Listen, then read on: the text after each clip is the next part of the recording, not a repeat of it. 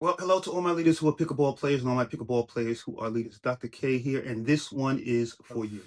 Life has a funny way of throwing things at you. 1 minute you're making progress, feeling good. The next, bam, something happens that changes everything. And that's exactly where I am right now. So back in May, I had hip replacement surgery. I was working through my rehab and I was feeling like I was getting back to myself. Then in November, life hit me again hard. I was in a car accident, and not just any accident, one that left me needing three major spine surgeries. I just had the first one, and as you can see, I'm not moving much right now. I got to be real with you guys. This is one of the hardest things I've ever faced. But here's how I'm looking at it. Setbacks don't stop leaders, they refine them. Pickleball teaches us a lot about resilience.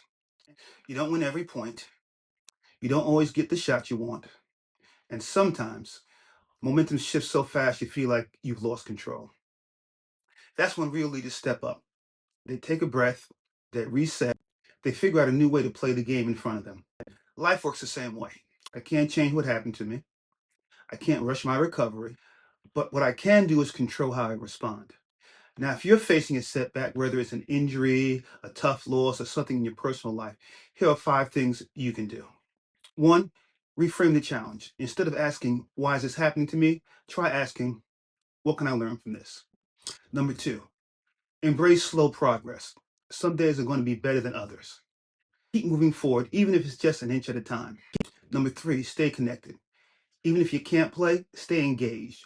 Watch, learn, mentor someone else. Number 4, lean on your team. The best players don't play alone. They find people who lift them up. Number 5, commit to the comeback. It's not about how fast you come back. It's about how strong you come back. Now, I know I'm not the only one who's been through this. Have you ever faced a setback that took you away from the game or something you love? How did you handle it? What helped you push through? Drop a comment, send a message. I want to hear from you. Okay.